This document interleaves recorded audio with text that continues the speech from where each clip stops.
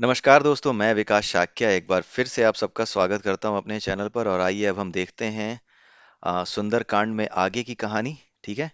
सो आगे क्या होता है जब हनुमान जी आग लगा देते हैं लंका में और माता सीता से वापस आशीर्वाद लेकर के और वापस उनकी एक पहचान लेकर के, ताकि वो भगवान श्री राम को ये दिखा सकें कि हाँ, वो माता सीता से मिलकर आए हैं। तो उसके लिए उन्होंने एक पहचान उनसे ली और वो माता सीता ने एक चूड़ामणि उन्हें दी। तो जब वो उन्हें मिल गई तो उसके बाद माता सीता के चरणों में उन्होंने अपना शीस नवाया और उसके बाद वो वहां से निकल पड़े। और जब वो निकल पड़े तो भी उन्होंने जाते जाते क्या किया उसके बारे में भी यहाँ पर लिखा हुआ है। चलत महाधुनि गरजिस भारी। जब हनुमान जी वहां से निकले तब उन्होंने बहुत ज्यादा जोर से ध्वनि की, बहुत ज्यादा जोर से आवाज की। गर्भ स्त्रवहि सुन निश्चर नारी। जिसकी वजह से जो राक्षसों की जो पत्नियां थीं, जो गर्भवती थी, उनके गर्भ भी गिर गए। इतनी जोर से उन्होंने ध्वनि की, यानी राक्षस गर्भ में ही मर गए। भक्त जब कर्म करता है, भक्त से जब कोई लड़ता है, तो उसका समूल विनाश हो जाता है। ये बात यहाँ पे बताई जा रही है। ये जो लाइन है ना, कि उन नारियों के, उन स्त्रियों के गर्भ तक गिर गए, इसका मतलब ये है कि जड़ से ही समाप्त कर देता है वो भक्त जो प्रभु की कृपा लेकर के कोई काम करने निकलता है। और यदि आप उससे शत्रुता करते हैं, यदि आप उससे युद्ध करते हैं, तो आपका वंश तक मिट जाएगा। जड़ों तक से आपको उखाड़ के फेंक दिया जाएगा। ये इसका मतलब है। नाग सिंधु एहि पार ही आवा। इसके बाद वो समुद्र पार करके इस तरफ आ गए, यानी जिस तरफ भगवान श्री राम अपनी पूरी सेना के साथ बैठे हुए थे, जहाँ पे सुग्रीव थे, जहाँ पे बाकी जो जामवंत जी हैं और सुग्रीव का जो पुत्र है अंगद, ये सारे के सारे लोग जहाँ पर बैठे हुए थे वहां पर आ गए। सबद किलकिला कपिन सुनावा। उसके बाद हनुमान जी ने किलकिला मतलब मुस्कुरा करके, जो आपने वानरों को देखा होगा ना, जब वो किलकिलाते हैं तो उनके दांत दिखते हैं और खुश नजर आते हैं। तो उसी तरीके की बात यहाँ की जा रही है कि जब वो इधर आए तो उन्होंने समुद्र पार करने के बाद अपने आप को, अपनी खुशी व्यक्त करते हुए हंस करके दिखाया। किलकिलाना यानी हंसना, हंस करके दिखाना, प्रसन्न होकर के दिखाना। हर से सब बिलो के हनुमाना। सभी लोग हनुमान जी को देख करके बहुत खुश हुए। हर से यानी प्रसन्न हुए, सब सभी विलोक यानी देखना। हनुमाना हनुमान जी को, हनुमान जी को देख करके सभी खुश हुए। नूतन जन्म कपिन तब जाना। नूतन जन्म, नया जन्म, कपिन तब जाना। ऐसा लगा जैसे बानरों को नया जीवन मिल गया हो। मुख प्रसन्न तन तेज बिराजा। भगवान हनुमान जी के मुख पर प्रसन्नता थी और उनका पूरा का पूरा शरीर तेजोमय हो रहा था। कीन्हे से रामचंद्र कर काजा। जिसको देखकर ही पता लग रहा था कि वो रामचंद्र जी का काम करके आ गए हैं। मिले सकल अति भय सुखारी। सभी लोग उनसे सुखपूर्वक मिले, बड़े खुश होकर के मिले। तलफत मीन पाव जिम्बारी। और ऐसा लगा, उन जब बानर उनसे मिले हनुमान जी से, तो ऐसा लगा जैसे तड़पती हुई मछलियों को पानी मिल गया हो। पाव यानी पानी, ठीक है। जिम्बारी, तलफत यानी तड़पती हुई, मीन यानी मछली। चले हरसि रघुनायक पासा। वो सब मिलकर के भगवान श्री राम के पास पहुंचे। पूछत कहत नवल इतिहास। और रास्ते में वो नया इतिहास, यानी कि जो कुछ नई घटना हुई है, जो कुछ वो करके आए हैं, उसके बारे में वो पूछते चले जा रहे थे। और हनुमान जी वो सारी बातें उनको एक एक करके बताते चले जा रहे थे। तब मधुबन भीतर सब आए। उसके बाद सभी मधुबन के भीतर आ गए। सभी जो है वानरों को भूख लगी थी, तो वो मधुबन, एक वहां पर एक वन था जिसमें बड़े अच्छे अच्छे पेड़ लगे थे, बड़े स्वादिष्ट फल लगे थे। वो सब इंतजार कर रहे थे कि कब खुशखबरी मिले और कब हम ये फल खाएं। अंगद समत मधुफल खाए। सभी अंगद समेत सभी लोग, सभी वानरों ने फल तोड़ तोड़ करके खाए। और उस जगह पर जब रखवाले थे, जब उन्होंने उन्हें भगाने की कोशिश की, बर्जन लागे, यानी जब उन्हें भगाने लगे, बर्जन लागे का मतलब भगाने लगे। मुष्टि प्रहार हनत सब आगे। तो वानरों ने उनको भगा दिया, मुट्ठी का प्रहार करके उन्हें मुट्ठी मार मार करके, बिल्कुल मुट्ठियों से मार मार करके भगा दिया। ठीक है, मुष्टि प्रहार, ठीक है, मुट्ठियों से उनको मारा। और ऐसा करते ही वो सभी के सभी वहां से भागने लगे। दोहा। जाय पुकारे ते सब बन उजार जुबराज। वो सब के सब जाकर के किसके पास पहुंचे? सुग्रीव जी के पास पहुंचे और उनको बताया कि युवराज अंगद समेत सभी बानर पूरे के पूरे वन को उजाड़ करके फेंक रहे हैं, उसमें फल खा रहे हैं। पूरा का पूरा वन उजाड़ करके रख दिया है। सुन सुग्रीव, सुनी ये बात सुग्रीव जी ने सुनी और सुन करके हर्ष, खुश हो गए। उन्हें समझ आ गया कि कप इक्करी आए प्रभु काज। इसका मतलब है कि हनुमान जी अपना काम कर आए हैं। क्यों? जौ न होति सीता सुध पाई। क्योंकि अगर सीता जी का पता वो नहीं लगा पाए होते तो मधुबन के फल सकहिन की खाई। तो वो मधुबन के फल कैसे खा सकते थे? क्योंकि वो सब के सब भूखे ही इसलिए बैठे थे ताकि हनुमान जी भगवान श्री राम का काम करके आ जाएं तभी हम अपना पेट भरें, नहीं तो यहीं बैठे बैठे जान दे देंगे। यह विधि मन विचार कर राजा, ऐसा विचार करके राजा सुग्रीव आए गए कपि सहित समाजा। पूरे के पूरे वानर समाज के साथ वो बाहर आ गए। आई सबनि नावा पद सीसा, सभी लोगों ने उन्हें देख करके अपना सिर झुकाया। मिले उस सभी अति प्रेम कपीसा, और उसके बाद सुग्रीव जी उन सभी लोगों से बड़े प्रेम से मिले। पूछी कुशल कुशल पद देखी, राम कृपा भा काजू विशेषी। सबसे उनकी कुशल मंगल पूछी, और उन्हें समझ आ गया कि भगवान राम की कृपा से जो विशेष कार्य करना था वो पूरा हो चुका है। नाथ काज कीन्हु हनुमाना, राखे सफल सकल कपिन के प्राणा। तब उसके बाद लोगों ने बताया कि नाथ, हे सुग्रीव, आ, नाथ काज की नहीं हनुमाना, यानी काजु यानी कार्य, हनुमान जी ने कार्य कर दिया है। राखे सकल कपिन के प्राणा, और ऐसा करके, इस काम को पूरा करके उन्होंने सभी वानरों के प्राणों की रक्षा कर ली है। सुनि सुग्रीव बहोरी ते ही मिलेयु, और ऐसा सुन करके सुग्रीव फिर से उन सबसे मिले, फिर से उन सबसे गले मिले। कपिन सहित रघुपति पहीं चले, और उन सबसे मिल करके वो भगवान श्री राम की तरफ चले। राम कपिन जब आवत देखा, किए काजु मन हरस विशेषा। राम ने बंदरों को आता हुआ देखा, वानरों को आता हुआ देखा, वानर सेना को आता हुआ देखा, तो उन्हें समझ आ गया कि ये काजु मन हरस विशेषा।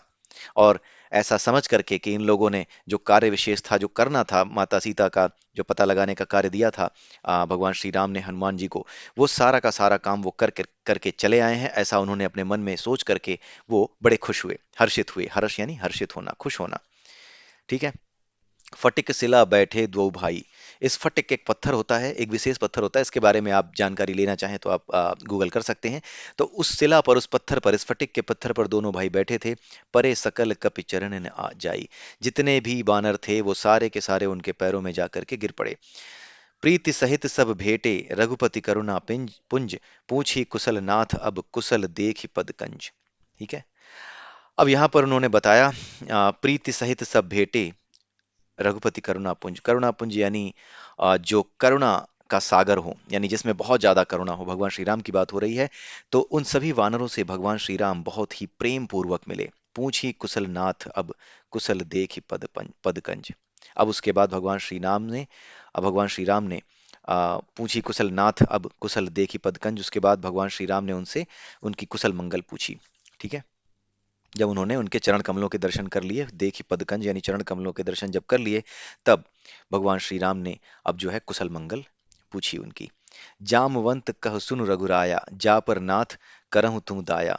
तब जामवंत बीच में आए, उन्होंने बोला कि हे प्रभु श्री राम, आप इस बात को समझ लीजिए कि जिन पर, जा पर नाथ, हे नाथ, जा पर करहु तुम दाया, जिस पर तुम दया करोगे, यानी आप जिस पर दया करेंगे, ता ही सदा शुभ कुशल निरंतर, उसका तो कुशल मंगल हमेशा रहेगा ही।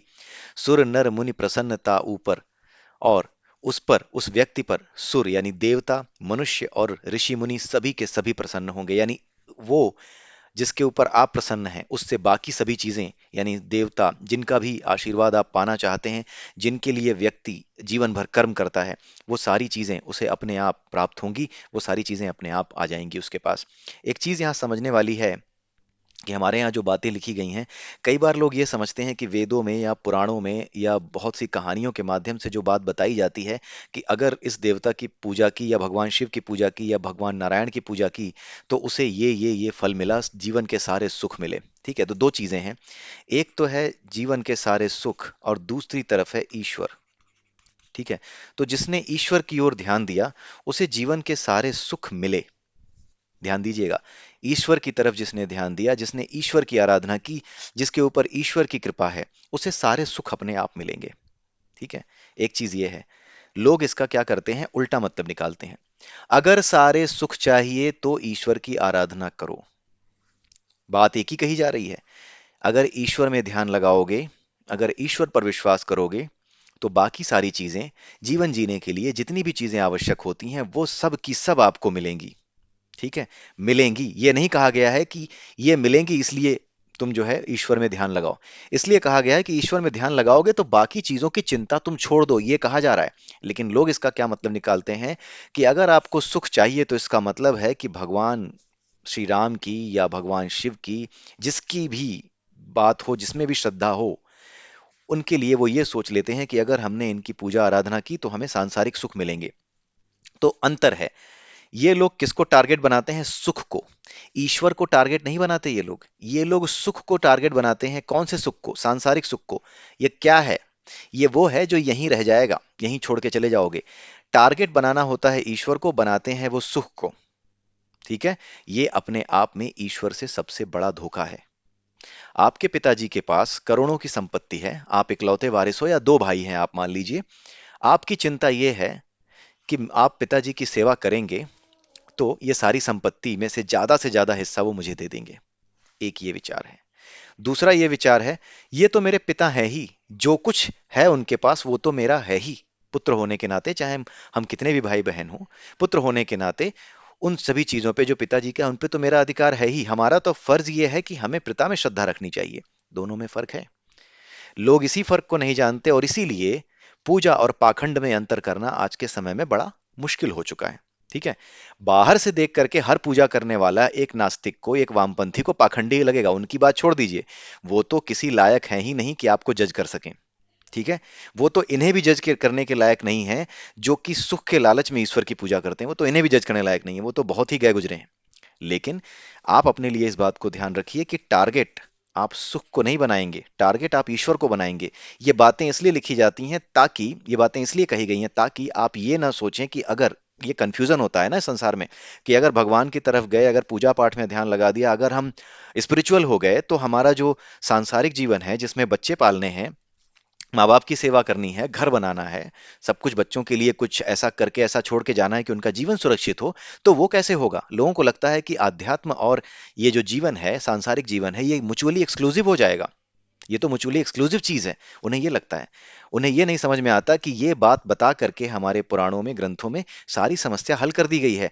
आपको हर काम ईश्वर का काम समझ के करना है, उनमें विश्वास रखना है, तो बाकी सारी चीजें आपको अपने आप प्राप्त होंगी। कर्मयोग के एक सिंपल सा एग्जांपल लेते हैं, कर्मयोग, क्योंकि यहाँ हनुमान जी की बात हो रही है जो कि सबसे बड़े कर्मयोगी हैं। तो हनुमान जी सबसे बड़े कर्मयोगी हैं। जो कर्मयोगी होता है वो अपने काम को ही सब कुछ समझता है, वो अपने काम के साथ योग कर लेता है। उसके काम में और उसमें कोई अंतर नहीं रह जाता। उसके मन में, उसके काम में, उस काम को करते समय जो भी वो अप्लाई कर रहा है मेथड्स, वो सारे के सारे एक हो जाते हैं। उसके अलावा उसे कुछ याद नहीं रहता। आप जरा सोचिए, अगर कोई स्टूडेंट है, अगर वो इस तरीके से पढ़ रहा है, या फिर कोई समोसे बनाने वाला भी है और इतने ध्यान से काम कर रहा है, आपको लगता है कि एक दिन वो तरक्की नहीं करेगा? निश्चित करेगा। तो कर्मयोग भी एक तरीका है जिसके माध्यम से आप अपने काम में परफेक्ट हो जाते हैं। ये भी ध्यान है। कर्मयोग भी एक ध्यान है। किसी काम में ध्यान लगा देना, किसी काम के अलावा और कुछ ना सोचना, क्या मिलेगा क्या नहीं मिलेगा ये सारा कुछ सोच करके जब आप उस पर पूरा ध्यान लगा देते हैं, तो निश्चित रूप से आपको वो परफेक्शन आ ही जाएगा। एक आईआईटी का स्टूडेंट है, वो सिर्फ अपनी पढ़ाई में ध्यान लगा रहा है। उसे इस बात की चिंता नहीं है कि कैसे उसको जो है एप्पल का लैपटॉप, एप्पल का मिनी मैकबुक, ये सारी चीजें कैसे पाएगा, बड़ी बड़ी गाड़ियां, बड़े बड़े घर उसके पास कैसे आएंगे। चिंता नहीं करनी है उसे, सिर्फ और सिर्फ अपने काम पे ध्यान देना है। वो अपने काम पे ध्यान देगा, जब अपने काम में लगा रहेगा, अपने आप को उस काम में डुबा देगा, उसका काम और वो जब एक हो जाएंगे, यही ध्यान योग है, ये कर्म योग है। कोई भी योग आपको उसके साथ एक करने के लिए है। ज्ञान योग का मतलब ज्ञान के साथ एक करना, ज्ञान और आप में कोई अंतर न रह जाए। ध्यान योग का मतलब है ध्यान और आप में, आपको एक कर देना, ध्यान में और आप में कोई अंतर न रह जाए। आप ही ध्यान बन जाओ, आप ही वो पुंज बन जाओ जो कि ध्यान में, जो ध्यान में उतरता है। ध्यान की जो स्थिति होती है, उस स्थिति में और आप में कोई अंतर नहीं रह जाए, ये ध्यान योग है। भक्ति योग, आप में और ईश्वर में, जब आप ईश्वर में ध्यान लगाएं तो आपको बिल्कुल ये ना लगे कि आप उससे अलग हो या वो आपसे अलग हैं। अपने में और ईश्वर में जब भेद करना ही मुश्किल हो जाए कि मैं कहाँ हूं, वो कहाँ है, जब दोनों में भेद करना मुश्किल हो जाए, तो ईश्वर भी भेद करना बंद कर देता है। उस समय दोनों जो ऊर्जाएं हैं, जो परम ऊर्जा है और आपकी ऊर्जा इतनी ज्यादा गुथ जाती है, मिल जाती है, कि आपको पता ही नहीं चलता कि आप कौन है और ये ऊर्जा कौन है। आप दोनों एक हो जाते हैं। ठीक है। दोनों का अस्तित्व दोनों का अलग अलग रहता है। आप छोटे पुंज हो, आप आत्मा हो, वो परमात्मा है। लेकिन तत्व के स्तर पर, यानी एलिमेंट्री लेवल पर, आप दोनों एक हैं। कारण है उसका कि ईश्वर यदि आग है बहुत बड़ी, तो आप उस आग से निकली हुई चिंगारी हैं। आप छोटे हैं, आप आत्मा हैं, आप छोटे हैं, लेकिन तत्व वही है। जो आग है वही तो चिंगारी है। चिंगारी भी आग ही है, लेकिन वो छोटी है, आग बहुत बड़ी है। वही चिंगारी किसी सही जगह पहुंच जाए तो इतनी ही बड़ी आग फिर से लगा देगी। यानी तत्व के स्तर पर, एलिमेंट के लेवल पर दोनों एक ही हैं।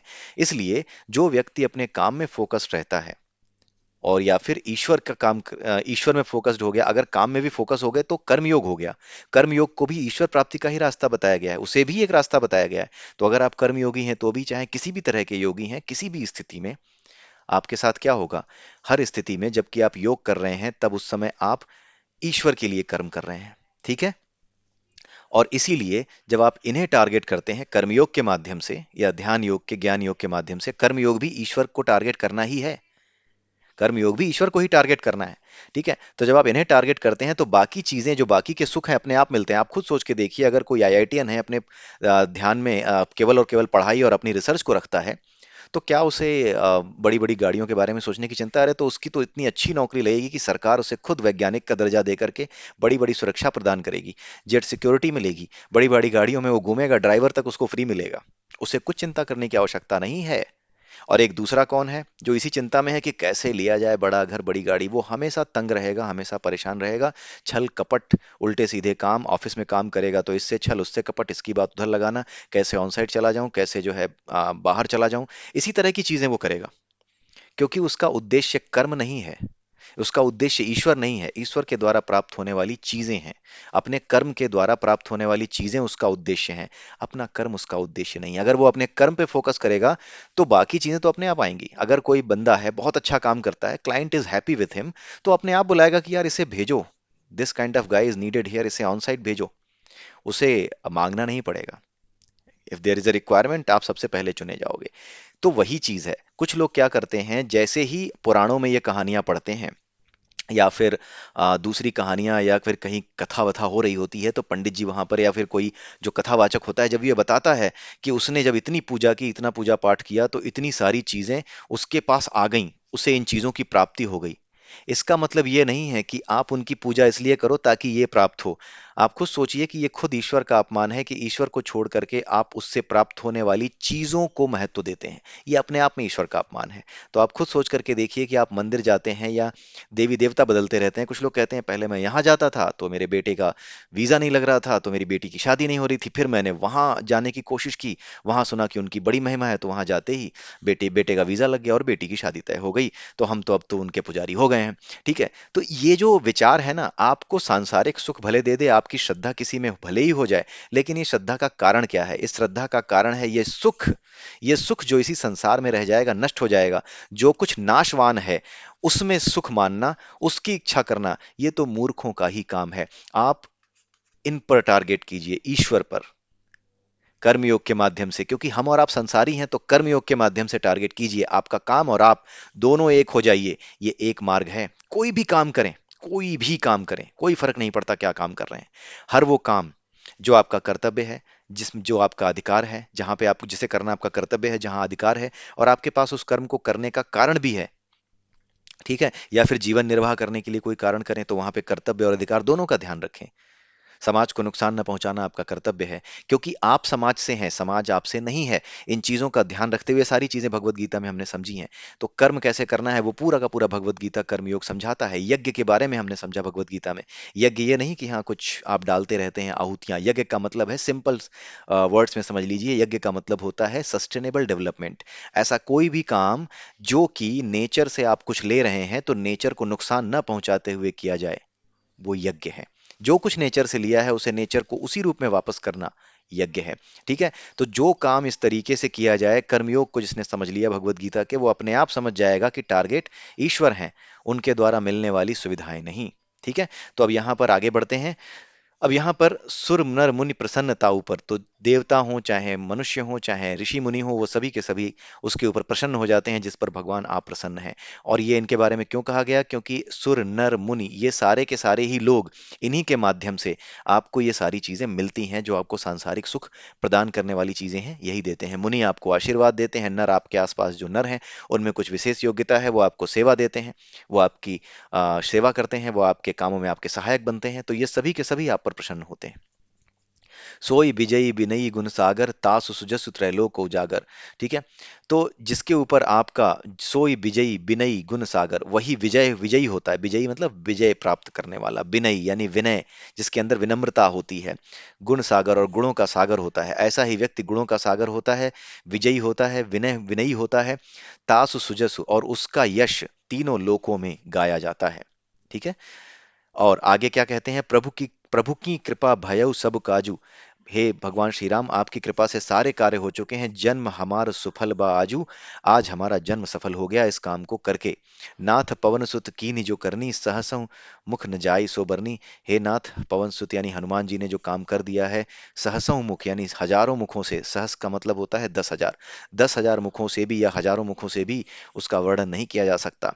पवन तनय के चरित सुहाए, उसके बाद जामवंत जी ने भगवान हनुमान जी के द्वारा जो काम किए गए वो सारी बातें बताई, उनका सारा चरित्र कह सुनाया।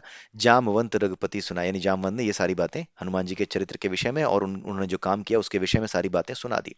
सुनत कृपा निधि मन अति भाए, पुनि हनुमान हरषि ही लाए। ये सारी बातें सुनते ही कृपा निधि यानी भगवान श्री राम मन अति भाए, उनके मन को काफी अच्छा लगा, बहुत अच्छा लगा। पुनि हनुमान, और वो फिर से हनुमान जी को अपने हृदय से लगा लिया उन्होंने। ठीक है। कहूँ तात के ही भांति जानकी, रहति करति रक्षा स्वप्राण की। उसके बाद रामचंद्र जी पूछते हैं, भगवान श्री राम पूछते हैं, कहूँ तात, अब बताओ तात, यानी हे पुत्र हे भाई, मुझे अब बताओ कि वहां पर सीता कैसे रहती है, किस तरह से रह रही है, कैसे अपने प्राणों की रक्षा करती है। रावण के लोग, रावण के क्या कहते हैं, रावण के क्या कह सकते हैं उसको, रावण के नगर में रह करके किस प्रकार से अपनी रक्षा करती है, जरा इसके बारे में मुझे बताओ। तो हनुमान जी कहते हैं, नाम पाहरु, यहाँ पे बहुत बड़ी बात कहते हैं, नाम पाहरु दिवस निसी। वो आपका नाम दिन रात लेती रहती हैं। और पाहरु, और इसी नाम का, राम का नाम एक पहरेदार की तरह है, जो किसी भी संकट से रक्षा करता है। पहरेदार संकट से रक्षा करता है। पाहरु, तो नाम आपका वो बार बार लेती रहती हैं। और इसी वजह से ये नाम, क्योंकि आपका नाम सभी कष्टों से रक्षा करने वाला है, इसलिए वो नाम पहरेदार की तरह काम करता है। ध्यान तुम्हार कपाट, और आप में ध्यान लगा रहता है। और यही ध्यान दरवाजे की तरह है। दरवाजा क्यों? क्योंकि जब आप ध्यान लगा देते हैं तो जैसे दरवाजा बंद होते ही बाहर की आवाजें, बाहर की चीजें दिखनी बंद हो गई, आप अकेले अंदर बैठ जाते हैं, उसी प्रकार जब आप ध्यान लगाते हैं तो बाहर की चीजें आना बंद हो जाती हैं। तो भगवान श्री राम के लिए, भगवान श्री राम से ये कह रहे हैं हनुमान जी कि आपका ध्यान जब माता सीता लगाती हैं उसके अलावा कुछ और नहीं सोचती। तो फिर वो आपका किवाड़ भी लगा हुआ है। एक तो किवाड़ लगा हुआ है, ऊपर से राम नाम की पहरेदारी चल रही है। कैसे? क्योंकि वो बार बार आपका नाम ले रही हैं, तो आपका नाम ही पहरेदार की तरह है, सबके प्राणों की रक्षा करता है। लोचन निज पद जंत्रित, लोचन निज पद जंत्रित, जाहि प्राण के ही बाट। और ठीक है। और अपने आंखों को, अपनी आंखों को वो आपके चरणों में लगाए रहती हैं। जंत्रित, आपके चरणों में लगा रहता है। और आपके चरणों में लगे रहने से क्या है, मतलब भगवान के चरणों का ध्यान होना, इसे क्या कहा जाता है कि एक तरह का ताला लग गया। यानी दरवाजा तो बंद हुआ ही, पहरेदार भी आ गया, पहरेदारी भी हो गई। राम नाम लेने का मतलब यहाँ बताया गया है, बाहर से राम नाम, राम नाम स्वयं में पहरेदार है, और उनका ध्यान भी उसी समय हो। ठीक है। ध्यान में राम नाम लें तो क्या होगा, पहरेदारी भी हो रही है आपकी, आप बाहर की चीजों से भी, यानी बाहर से आने वाली मुसीबतों से भी सुरक्षित हैं। और साथ में अगर उनके चरणों में भी ध्यान है तो इसका क्या मतलब है कि ताला और लग गया उस दरवाजे पे, अब आप पूरी तरह से सुरक्षित हैं। अब इस शरीर में, इस घर में आप पूरी तरह से सुरक्षित बंद हैं। जब आप बंद हैं यानी क्या बंद हैं, आपके प्राण बंद हैं। उसी तरीके से यहाँ पे हनुमान जी कह रहे हैं कि इतने तरीके से तो माता सीता कैद हैं। वो उस रावण की कैद तो अलग चीज है, असली कैद तो ये है जो आपने बना रखी है। क्योंकि आपकी कृपा से उनके प्राण नहीं निकल सकते। कैसे निकलेंगे? आपका नाम वो बार बार लेती हैं, आपका नाम पहरेदार की तरह काम करता है, आपका ध्यान करती हैं। वो दरवाजे की तरह है, वो ध्यान एक दरवाजे की तरह है। और उस दरवाजे पे जो ताला लगा हुआ है, आपके चरणों में जो ध्यान लगाता है आपका, एक तो आपका ध्यान, लेकिन वो ध्यान भी आपके चरणों में अगर हो तो वो ताले का काम करता है। तो ऐसा व्यक्ति कभी बिना वजह अकारण किसी के मारे मर नहीं सकता, किसी के चाहने से नहीं मर सकता। जब तक कि उसकी मृत्यु न आई हो, किसी दुष्ट के हाथों उसका कुछ नहीं हो सकता, कुछ कुछ बुरा नहीं हो सकता। यानी कि यहाँ पर एक तरीके से हनुमान जी ने यह बताया है कि भगवान श्री राम का ध्यान करते समय किस चीज का ध्यान करना चाहिए। कुछ लोग उनके सुंदर शरीर को ध्यान करते हैं, उनके सुंदर मुख का ध्यान करते हैं, उनके धनुर्धारी रूप का ध्यान करते हैं। लेकिन एक भक्त के लिए, यानी हनुमान जी के लिए, और सीता जी भी एक भक्त थी, एक भक्त के लिए भगवान श्री राम पे ध्यान लगाने का क्या तरीका है? ये तरीका है, ध्यान में राम का नाम ले, और ध्यान कहाँ हो? भगवान श्री राम के चरणों में हो। ये है इसका मतलब। तो इसी के साथ आज का ये वीडियो समाप्त होता है। अगले वीडियो में हम फिर मिलेंगे। तब तक के लिए जय श्री राम।